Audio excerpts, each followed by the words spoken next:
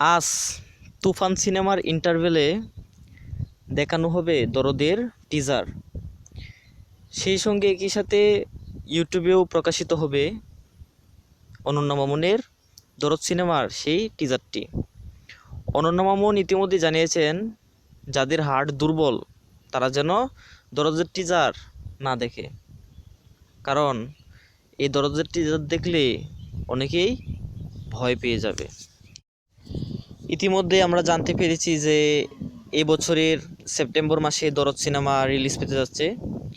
তো অনন্যা মামুন এও জানিয়েছেন যে দরদের টিজার, গান, ট্রেলার, প্রোমো সব কিছুই রেডি, শুধু শাকিব খানের। আর এখন শাকিব খানের সাথে কথা বলে তারা কনফার্ম করেছেন যে তুফান সিনেমার ইন্টারভেলে দরদের টিজ তারা প্রকাশিত করবে।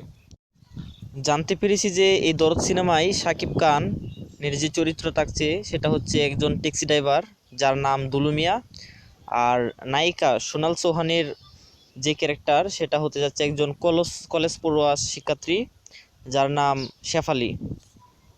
তো তুফান সিনেমার পর দরদ সিনেমা দিয়ে আবারও ব্লাস্ট করতে যাচ্ছে সুপারস্টার শাকিব খান।